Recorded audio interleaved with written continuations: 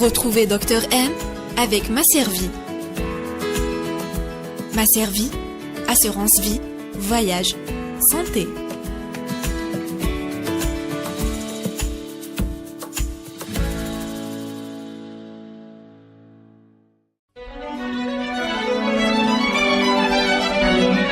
Pour bien s'entendre, il faut bien s'écouter. Rendez-vous sur M, la petite radio du Grand Maghreb.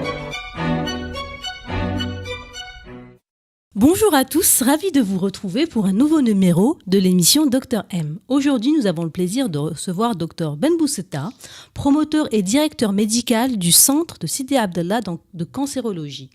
Un centre privé qui propose les dernières techniques de traitement du cancer. Mais le centre ne se contente pas de proposer des soins à la pointe de la technologie. Il propose également un espace d'activité physique pour leurs malades, un cadre apaisant et serein, mais surtout un accompagnement psychologique, une étape cruciale pour le moral du malade afin de maximiser ses chances de guérison. Avant d'accueillir Dr Ben Bousseta, je vous invite à regarder le reportage que nous avons consacré au centre. Donc, comment ça se passe dans le centre? On a trois parties principales. Les consultations générales, c'est la première étape, et soit la chimiothérapie à gauche, soit la radiothérapie à droite. D'accord. Donc on peut, si vous permettez, on va passer au bloc des consultations générales. Donc le dossier du patient il est en train d'être étudié au fur et à mesure, suivant l'orientation du patient. Donc soit il est transféré vers le médecin oncologue pour une éventuelle chimiothérapie, ou bien vers le radiothérapeute pour une prise en charge en radiothérapie. D'accord. Là, on va dans une salle de consultation. Le centre il est ouvert depuis février 2017. On a reçu la première patiente. C'était une patiente du sein, voilà, pour une prise en charge du cancer du sein. Et aujourd'hui, quand on a 3 médecins radiothérapeutes et un médecin oncologue pour la prise en charge en service de chimiothérapie. Voilà. Après consultation spécialisée avec le médecin spécialiste, le radiothérapeute il va étudier le dossier du patient, il va donner un protocole de radiothérapie. Il va dire que voilà, le patient il est candidat pour faire la radiothérapie. Donc le patient sera dirigé directement vers ce qu'on appelle le centrage ou l'étape de pré-traitement. C'est là où le patient va être préparé, c'est-à-dire on va décider la position du traitement, on va faire les coupes scanners sur lesquelles tout le reste de la radiothérapie va être basé sur ces coupes-là. D'accord. On va entrer. Alors, vous allez me poser la question, est-ce que c'est le même scanner qu'en radiologie, qu'on utilise en radiothérapie ou il y a des différences? Au fait, le but est le même, c'est acquérir des images scan pour voir l'anatomie interne du patient et pouvoir localiser la tumeur, là où on doit irradier, et aussi, c'est-à-dire en radiothérapie, ce qui est essentiel, de voir ce qui est voisin à la tumeur pour essayer, dans le traitement, d'épargner tout ce qui est tissu non cancéreux. Comme ça, c'est-à-dire la radiothérapie, elle aura moins d'effets secondaires. Techniquement, ce qui change aussi, c'est que le tunnel, c'est là où le patient va entrer, il est plus grand. Donc celui-là, c'est 85 cm, alors qu'en diagnostic, il est plus petit que ça, 70 cm. Pourquoi? Parce qu'en radiothérapie, on a besoin d'avoir une position claire et précise et reproductible pour le patient. Pour cela, on a besoin des instruments qu'on doit acquérir afin de fixer la position du patient avec précision, c'est-à-dire chaque position. Par exemple, ça, on l'utilise pour les patientes du sein. Donc, on doit fixer leurs bras, on doit fixer leurs genoux, pour que, comme ça, pour chaque fraction de radiothérapie, elle aura exactement la même position. Donc, dès qu'elle fasse son scanner, on va noter toute position de chaque réglage. D'accord. Et la largeur du tunnel, elle va permettre d'avoir c'est-à-dire pour que quelle que soit la morphologie de la patiente, du patient, il va pouvoir faire son scanner avec ce qu'on appelle les moyens de contention, c'est-à-dire pour contenir le patient et l'avoir dans une position précise et fixe et reproductible. En radiothérapie, dans le service de radiothérapie, on a 2 machines de tomothérapie. Vous allez me dire c'est quoi, pourquoi on l'appelle la tomothérapie? Parce que en fait, c'est un traitement qui est différent du traitement standard de la radiothérapie du fait de la source des rayons qui va irradier la tumeur. Elle peut faire une rotation complète autour du patient comme ça. Et la table, elle va être faite d'une translation pour parcourir tout le volume de la tumeur. Ça, c'est une caractéristique spécifique à la tomothérapie. Pourquoi faire ça? C'est pour avoir les angles optimaux. Non, pour chercher le meilleur moyen, la meilleure orientation de mon faisceau pour passer par le minimum de tissu possible pour déposer le moins de rayons, moins d'effets secondaires sur les organes qui sont voisins à la tumeur. Voilà. Donc, ce qui est aussi, c'est avoir la précision. Pourquoi? Parce qu'en fait, on fait de la radiothérapie guidée par image. C'est-à-dire la tomo, on a vu le scanner tout à l'heure. Il y a un scanner aussi à l'intérieur de la tomo. On va refaire le scan du patient, on va s'assurer qu'il est dans la même position du scanner initial sur laquelle il était basé son plan de traitement. Donc là, on va assurer une précision géométrique du patient. C'est-à-dire, si le faisceau il était orienté à quelques millimètres près de la tumeur dans le patient, on va assurer ces quelques millimètres près pour son traitement, pour chaque fraction. J'ai dit, le patient il passe d'une fraction à plusieurs semaines pour finir son traitement de radiothérapie. Donc l'étape qu'est en train de faire mon collègue, il a positionné le patient, il a fait ses coupes scan. Là, il est en train de comparer entre le scanner, ça c'est le scanner initial, et en vert, c'est le scanner qu'on vient de faire pour cette fraction. Donc là, il a un jeu sur le mouvement de la table afin de positionner, afin d'arriver à la position exacte. Donc on a le droit de commander le mouvement de la table afin de superposer les deux scanners. Donc le patient, il sera vraiment positionné suivant le scanner initial. Donc là, on était, quand j'ai vu, c'était à 2 mm en X, à 1 mm près en Y et 1 mm près en hauteur. Voilà. Et là, une fois le positionnement, un bon positionnement il a été garanti, on peut commencer la séance du traitement. Donc le temps de traitement, ça varie entre 2-3 minutes jusqu'à 10 minutes.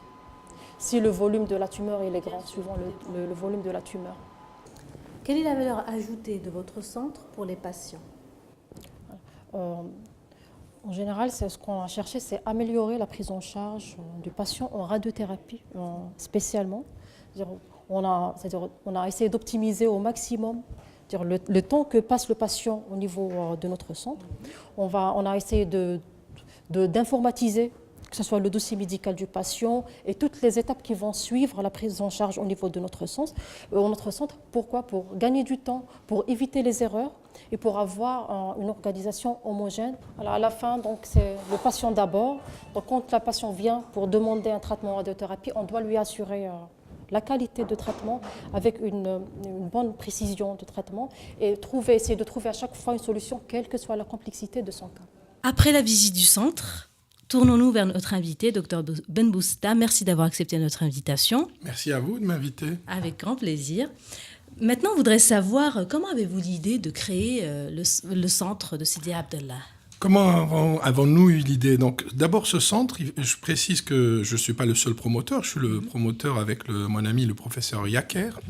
Et d'abord, je ne vais pas vous mentir, c'était une actualité brûlante des années 2000 déjà. Où il ne se passait pas un jour où déjà dans nos activités médicales, nous étions confrontés à la détresse des patients. Et la presse faisait aussi l'écho à travers tout le territoire national du désarroi des patients qui étaient livrés à eux-mêmes, et en particulier des patients qui avaient des rendez-vous à 6 mois, 8 mois, voire des fois 14 mois en radiothérapie en particulier. Autant dire qu'un rendez-vous à 6 mois, 8 mois en radiothérapie, vous avez une chance sur 1 million de revoir votre patient. Et je vais vous raconter une petite anecdote, et pour vous dire que c'est surtout ce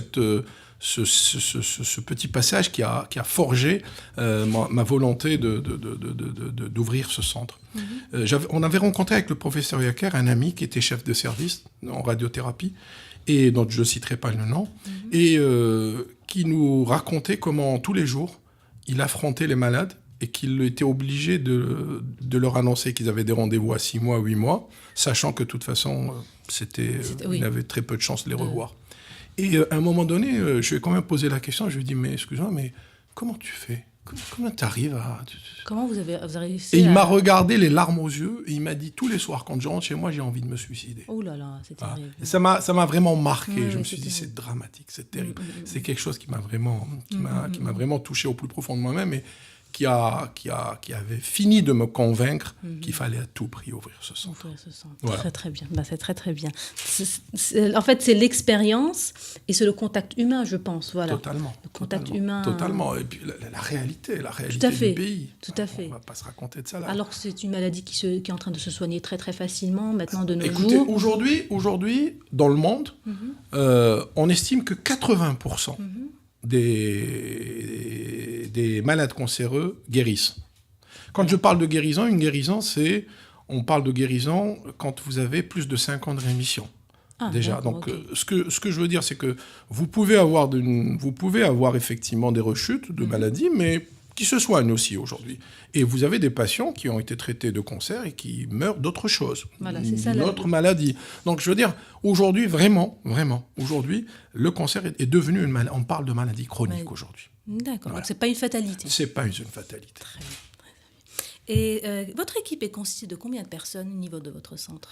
Alors, au niveau de notre centre, nous avons donc 3 radiothérapeutes, nous avons 2 oncologues médicaux, nous avons 6 physiciens médicaux et nous avons une dizaine de manipulateurs. Sans parler maintenant les infirmiers, excusez-moi. Nous avons 4 infirmiers en oncologie.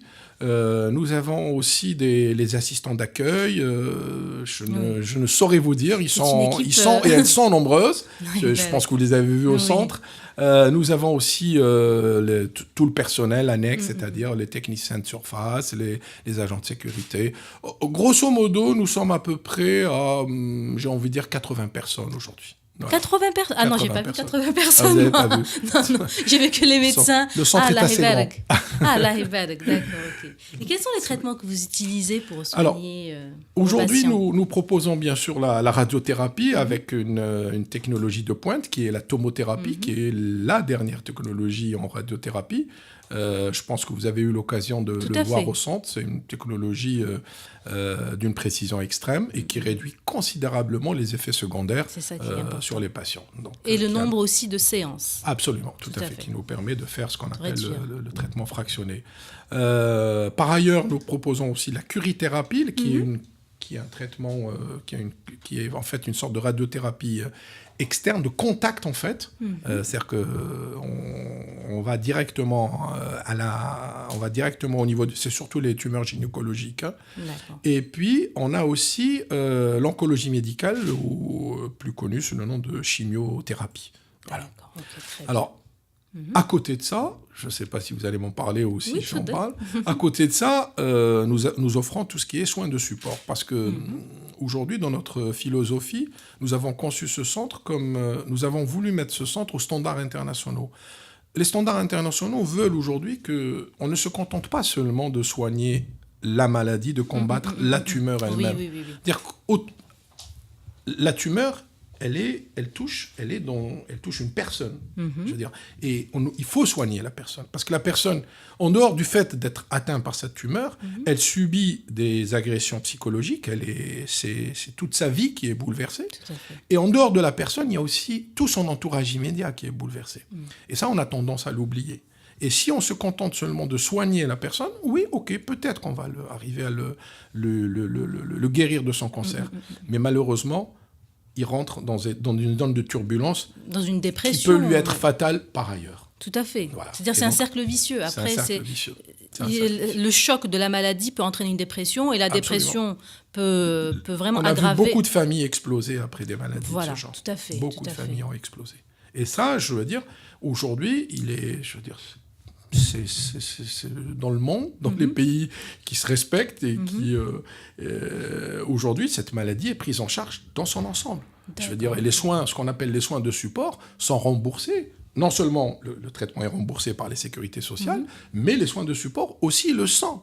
Aujourd'hui, je veux dire, un patient cancéreux a besoin d'être traité de l'ensemble de désordre engendré par cette maladie. Tout à fait. Voilà. C'est un tel traumatisme qu'il y a un accompagnement spécifique. Tout à fait. Et aujourd'hui, au niveau du centre, pardon, excusez-moi. Non, je vous en prie, non, allez-y. Et donc, aujourd'hui, au centre, effectivement, nous offrons donc ce que vous avez dit, l'accompagnement psychologique, que nous estimons indispensable. Et toujours pour l'anecdote, c'est vrai que le premier contact, quand on va vers les patients pour leur proposer un accompagnement psychologique, les patients ne comprennent pas trop en disant non, mais ça va. Ils pensent psychiatrie, donc ils disent non, on n'a pas besoin, non, ça va, de ce côté-là, ça va. Et puis, quand on discute avec eux, ils adhèrent très vite. Et souvent, ils ramènent leur famille aussi. Donc aujourd'hui, je pense que vous avez eu l'occasion de rencontrer notre psychologue. En fait, j'ai discuté avec lui. Oui, mais de toute façon, on va l'inviter pour parler de des maladies psychosomatiques. Et donc, justement. effectivement, quand on prend le temps de parler avec les patients, ils comprennent l'intérêt de l'accompagnement psychologique. À côté de ça, nous avons aussi des consultations de douleur. Justement, parce que la douleur, on a tendance à oublier qu'un patient cancéreux, même durant son traitement, il peut souffrir de douleur. Douleur liée non seulement à la maladie elle-même, mais aussi au traitement, souvent. Hein. Ça peut exister. Et surtout aussi la diététique. Donc, on donne des conseils diététiques. Et on a mis en place une consultation diététique au niveau du centre aussi pour les patients.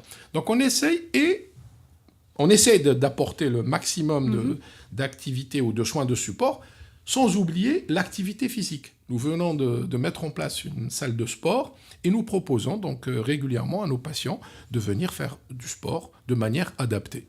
Voilà. D'accord. Et justement, c'est ça qui m'a un petit peu marqué lorsque nous avons réalisé le reportage, c'est le cadre. C'est très apaisant. On ne dirait pas qu'on est dans une clinique. C'est apaisant, c'est lumineux. Il y a beaucoup de lumière qui rentre. C'est grand. Il y a même un espace pour enfants, un espace coloriage pour enfants. C'est vrai que ça change un petit peu du côté un petit peu... parce que c'est vrai qu'on dit centre, on dit maladie, on ne s'attend pas à un centre aussi large. Et c'est ça, je pense que vous avez vraiment joué sur ça. Totalement. C'est toujours dans le même esprit de dire, il n'y a pas que le traitement en lui-même, il y a tout ce qu'il y a autour. Et la conception du centre, c'est la première base. C'est de dire, OK, le malade qui arrive chez nous, quand il arrive, il faut déjà qu'il soit rassuré. Quand il voit déjà la structure, quand il rentre, quand il traverse l'entrée, il faut déjà qu'il soit rassuré. Il faut déjà qu'il se sente dans un endroit accueillant. Pour la petite histoire, nous nous sommes pas mal déplacés à travers le monde avec l'équipe d'architecture de l'époque et tous les ingénieurs qui ont participé à la conception de ce centre.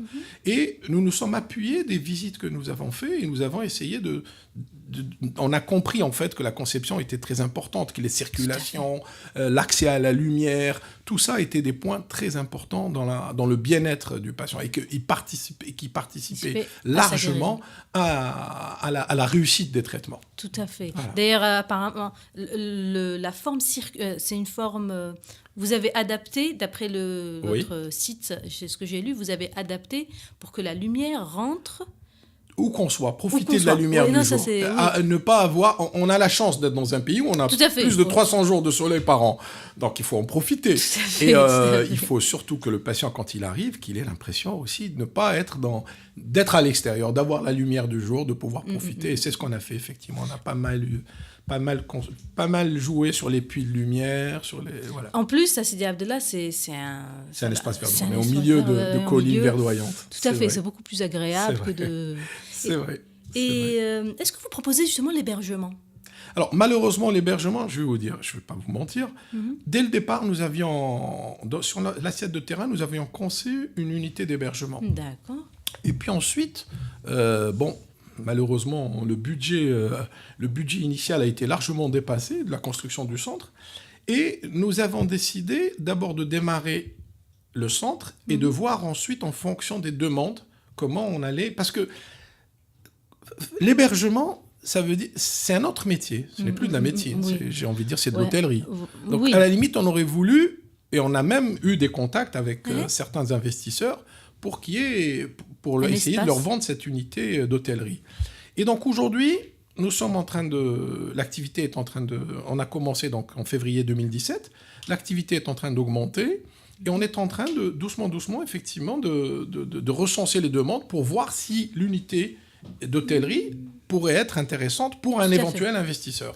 Tout à Je fait. vous avoue qu'aujourd'hui, nous avons des patients qui viennent de tout le territoire national. Il y a des solutions. Nous travaillons avec des associations qui sont formidables et qui aujourd'hui hébergent certains patients. Donc d'autres patients, sinon, trouvent des solutions locales. Vous savez, la ville de Sidi Abdallah est une ville qui est en train de se développer. Tout à fait. Il y a pas mal de solutions d'hébergement. Et bon, nous, on participe. On participe au transport de ces patients. On va les chercher, on les ramène. Donc pour l'instant, je vous avoue qu'on arrive à trouver des solutions. Mais l'idéal, effectivement, ce serait d'avoir une unité à côté. Surtout pour Voilà. les personnes qui viennent de loin. Absolument, et une tout. unité d'hébergement. Parce que nous, on est hôpital de jour aujourd'hui. On ne fait pas d'hospitalisation Voilà, de nuit. justement. Voilà.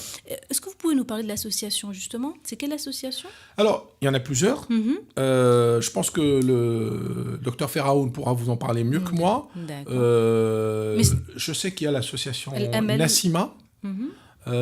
avec qui nous travaillons, qui sont des gens formidables. Et je pense qu'il y a LML. Oui, justement. Je pense qu'il y en a plusieurs. Il n'y en a pas une. Donc Parce que c'est intéressant. Je veux pas vexer les gens. Je ne vais pas Oui, citer oui, j'imagine. certaines et ne pas citer Tout à d'autres. fait. Donc voilà. Mais je ne m'occupe pas de la relation, moi, personnellement, C'est avec Dr les Ferraoun qui associations. le Voilà, fait. absolument. Tout à D'accord. fait. Parce qu'en fait, c'est très intéressant le fait pour les personnes qui viennent de loin, Oui. que ces associations prennent en charge l'hébergement. L'hébergement. Ah, ça, Tout c'est à très, fait. très intéressant. Tout à Tout à fait. fait. Et est-ce que les soins sont remboursés par la sécurité sociale? Ça, c'est le grand point noir. J'imagine, oui. Nous avions espoir quand nous avions lancé le centre, et nous avons eu des discussions à l'époque avec les décideurs, et il était dans l'air du temps qu'effectivement, il était normal que les centres privés faisaient partie intégrante des outils de soins algériens. Je veux dire, on était considérés, on est toujours considérés comme partie intégrante. Et malheureusement, nous avons démarré l'activité en 2017 et à ce jour, aucun remboursement n'a été mis en place, aussi bien pour les patients de radiothérapie que pour la chimiothérapie.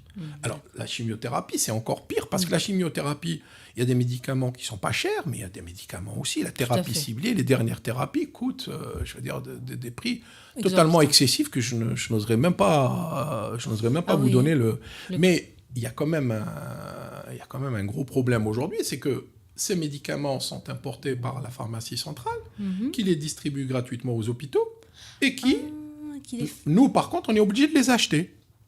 Et donc, en tant que privé, on les achète, on les facture aux patients, et le patient n'est pas remboursé. Donc, il y a un gros problème. Comme on dit, on a l'impression qu'on est en train de scinder les Algériens en deux.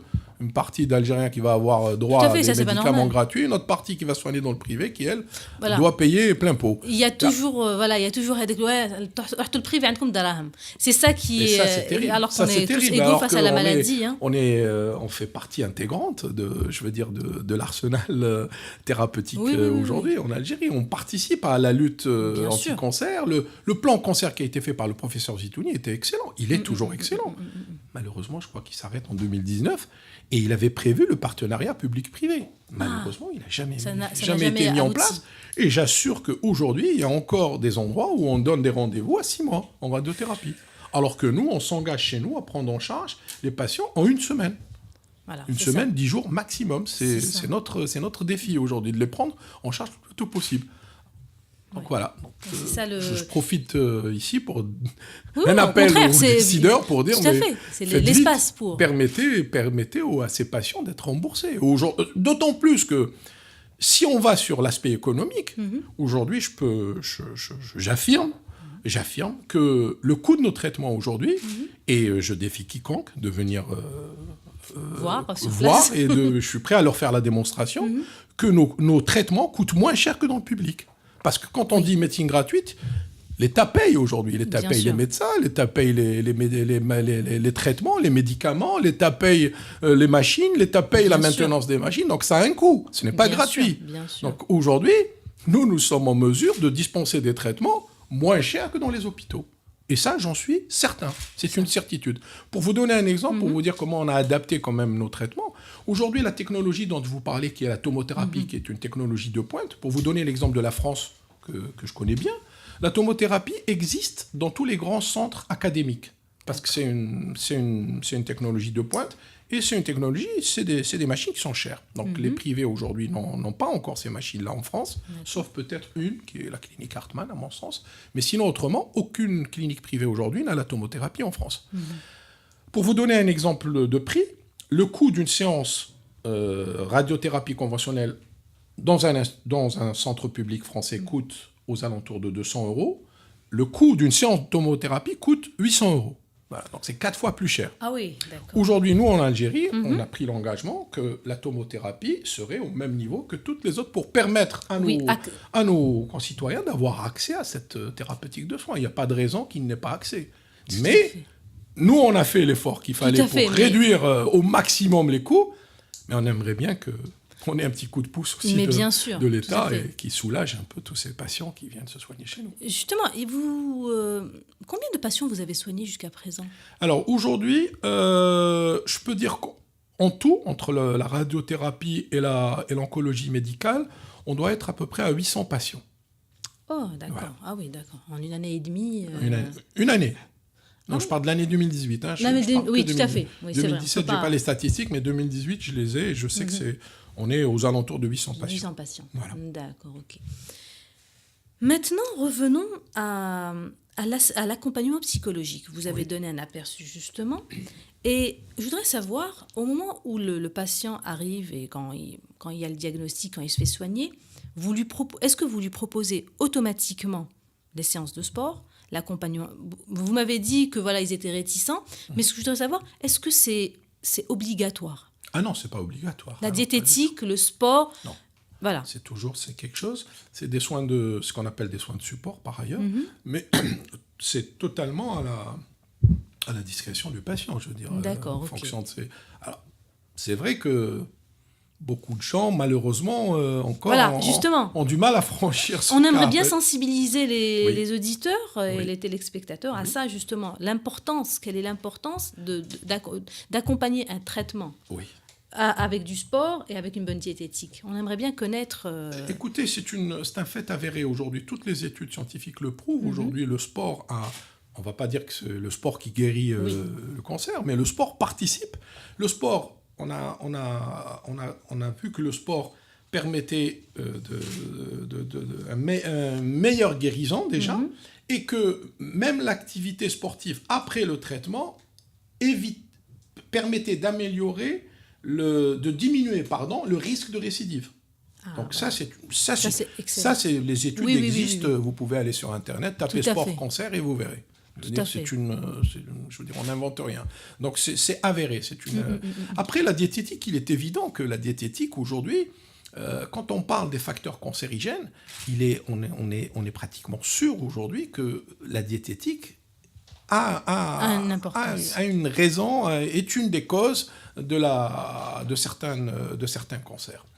Et donc aujourd'hui, effectivement, rééduquer les patients, leur apprendre comment équilibrer leur repas, éviter les aliments cancérigènes, ce n'est qu'un plus, encore une fois, dans la vie de ces patients.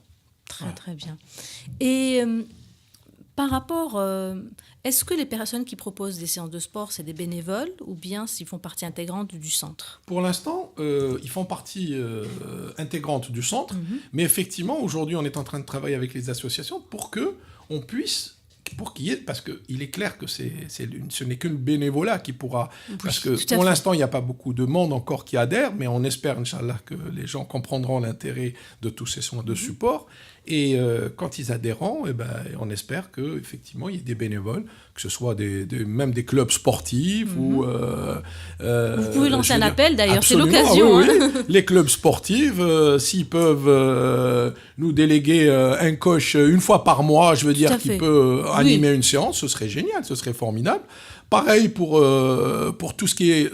Alors, il y a autre chose dont je n'ai pas parlé, mais que nous ne faisons pas, mais que j'ai vu faire ailleurs, c'est les soins esthétiques. Par exemple, apprendre aux patients ou aux patientes qui ont souffert des effets secondaires, apprendre à comment soigner leur esthétique et reprendre confiance en elles grâce à des soins esthétiques. Leur apprendre comment se maquiller, parce que, vous savez, il y a des pertes de cheveux, il y a il y a des ongles qui se décolorent, et donc tout ça, on peut les aider, et les aider à à apprendre à vivre avec leur maladie. Tout à fait. Et ça, effectivement, par exemple, les esthéticiennes sont les bienvenues. Les esthéticiennes, les maquilleuses, si elles veulent, tout à si elles fait. veulent venir, Tout à pareil, ne serait-ce que consacrer 1 heure ou 2 heures par mois, ce serait formidable. Marhaba bihom. Tout à fait. Voilà. C'est très très bien. Les esthéticiennes, les maquilleuses, les sportifs, et même peut-être les psychologues bénévoles, ceux qui veulent faire des ateliers, tout à fait. des ateliers de parole. Les diététiciens aussi sont les bienvenus. Marhaba bihom. Voilà. Très bien, l'appel est lancé. Comme super. ça. Merci. Je vous en prie. C'est la moindre des choses parce que déjà vous, je sens que voilà, vous êtes passionné et vraiment, vous êtes touché par cette maladie. Totalement. Donc vraiment, vous le faites avec beaucoup de passion. Et où est-ce qu'on pourrait trouver votre centre ? Est-ce que vous pouvez nous donner l'adresse du site et l'adresse Facebook ? Alors, le site, c'est normalement csac.com. Voilà, centre Sidi Abdallah. Sur Internet, vous tapez centre de cancérologie Sidi Abdallah, le centre apparaît. Ouais, je pense. Il y a une page Facebook aussi. Très bien. C'est CSAC DZ, à mon avis. C'est les initiales du centre. Et puis, oui, c'est tout. Ce que j'ai aimé, revenons à la page Facebook, c'est qu'elle est aussi animée, mais vous donnez aussi des conseils diététiques, totalement, sport. Oui. Ça, c'est très, très bien. Quand on trouve des articles intéressants, tout à fait, vous les partagez. On les partage, parce je pense qu'il faut participer à la vie et aider même les gens à prendre conscience de cette maladie. Si on peut apprendre aux gens aussi comment prévenir, parce que la prévention est importante, il ne faut pas seulement se contenter de soigner. La prévention, le dépistage, il est aujourd'hui, c'est une évidence aujourd'hui que plus tôt on dépiste un cancer et plus on a de chances de le guérir. Donc ça, aujourd'hui, nous ne négligerons aucun moyen pour informer et diffuser ces informations. Très très bien. Je vous remercie infiniment. Merci Asma, merci beaucoup. Ça a été un vrai plaisir de partager. Et ça permet aussi de dédramatiser. Absolument. Voilà, parce que vraiment, ça, il faut le dire et le redire. Oui. C'est une maladie chronique, pas une fatalité. comme beaucoup d'autres maladies. Voilà, ce n'est plus une maladie fatale. Il faut que les gens le comprennent. Super. Merci beaucoup pour ce message d'espoir. Merci. Retrouvez l'émission Dr M sur nos pages Facebook, Instagram, Twitter, sur la chaîne YouTube, SoundCloud, mais surtout sur radio-m.net, le tiré du 6. Et à la semaine prochaine. Retrouvez Dr M avec Masservie. Masservie, assurance vie, voyage, santé.